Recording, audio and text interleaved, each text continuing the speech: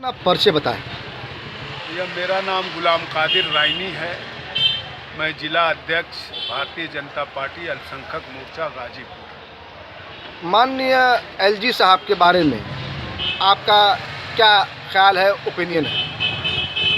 माननीय महामहिम विकास पुरुष हैं, विशाल हृदय के मालिक हैं, विशाल निर्णय उनका होता है। जो भी निर्णय होता है राष्ट्रहित जनहित में होता है। अब गाजीपुर को ही ले लीजिए, सदियों से डिमांड थी विकास की।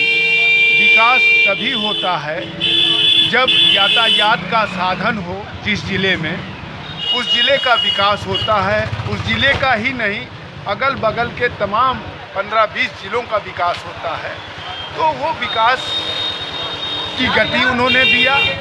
उन्होंने इतिहास कायम कर दिया। राजघाट का पुल जो अंग्रेज़ों के ज़माने में बना था, रेलवे और रोड उसी तरह ताड़ी घाट का पुल है, रेल प्लस रोड। तो उन्होंने इतिहास कायम किया। वो ऐतिहासिक पुरुष हैं। और उन्होंने वही नहीं, उन्होंने ट्रेनिंग सेंटर भी यहाँ दिया। उसका मकसद ये था, सब प्री प्लानिंग से उन्होंने काम किया। यहाँ ट्रेनिंग सेंटर होगा, यहाँ ट्रेनें और चलेंगी, ट्रेन बढ़ेंगी और देश के कोने कोने में ट्रेन यातायात का साधन यहाँ से। उत्तर प्रदेश के मुखिया श्रीमान योगी आदित्यनाथ अपराध एवं अपराधियों पे लगाए जा रहे हैं अंकुश में कितना सफल हुए हैं, कितना असफल हुए, क्या लगता है? प्रदेश के मुखिया परम श्रद्धेय श्री योगी आदित्यनाथ जी महाराज ने जो कदम उठाया वो ऐतिहासिक कदम है।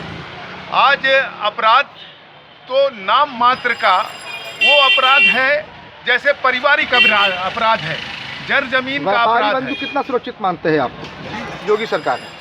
व्यापारी बंधु तो 100% सुरक्षित है। पूर्व की सरकारों में व्यापारी बंधु दुकान बंद करके झोले में अपना पैसा और सोना लेके निकलते थे तो उनकी छिनैती हो जाती थी, डकैती हो जाती थी।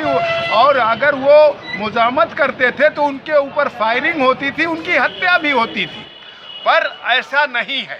जब से सरकार भारतीय जनता पार्टी की बनी और प्रदेश के मुखिया परम श्रद्धेय श्री योगी आदित्यनाथ जी महाराज यहाँ के कर्ता धर्ता हुए, तो आप अपराध में तो एकदम नाम मात्र का।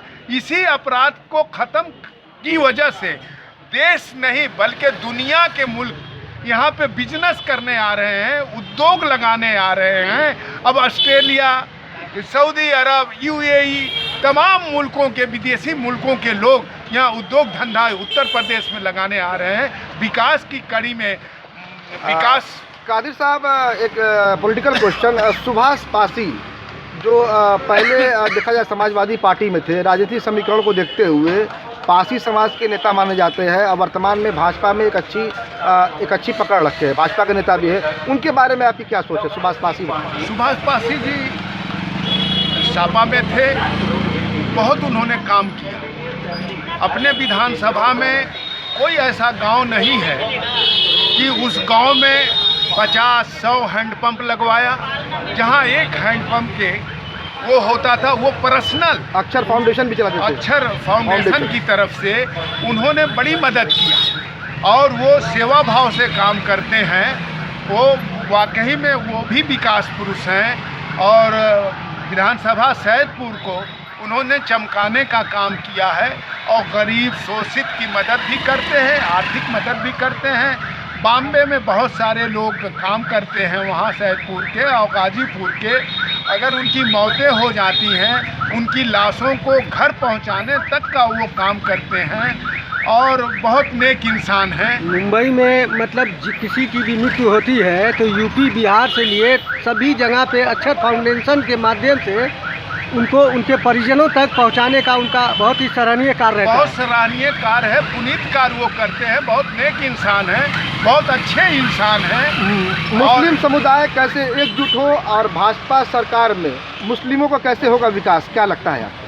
भारतीय जनता पार्टी ने जो खास करके पसमानदा मुसलमानों का जो अगली कतार से पीछे छूट गए, शिक्षा के क्षेत्र में, व्यापार के क्षेत्र में, सामाजिक दृष्टिकोण से उनको देश के मुखिया परम श्रद्धेय श्री नरेंद्र मोदी जी ने जो जोड़ने का काम कर रहे हैं, उसकी एक कड़ी में दानिश आज़ाद अंसारी जो मुस्लिम पासमादा में अंसारी जो जाति है, जबकि इस्लामिक पॉइंट ऑफ व्यू से नहीं है, लेकिन कबीलाई एतबार से सबसे ज़्यादा मुसलमान अंसारी है। उसके बाद राइन समाज के लोग हैं, उसके बाद अदर लोग हैं। उन लोगों की फिक्र आज़ादी के बाद पहली बार इस देश के चौकीदार नरेंद्र मोदी जी ने किया है।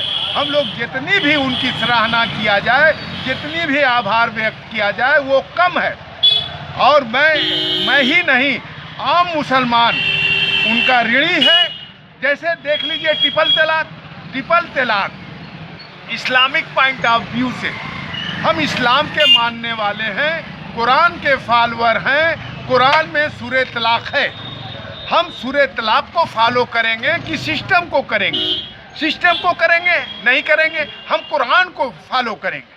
हमारे आसमानी किताब है, वो अल्लाह का भेजा हुआ दस्तूर है, तो हम उसको फॉलो करेंगे। उन्होंने एक काम किया, 3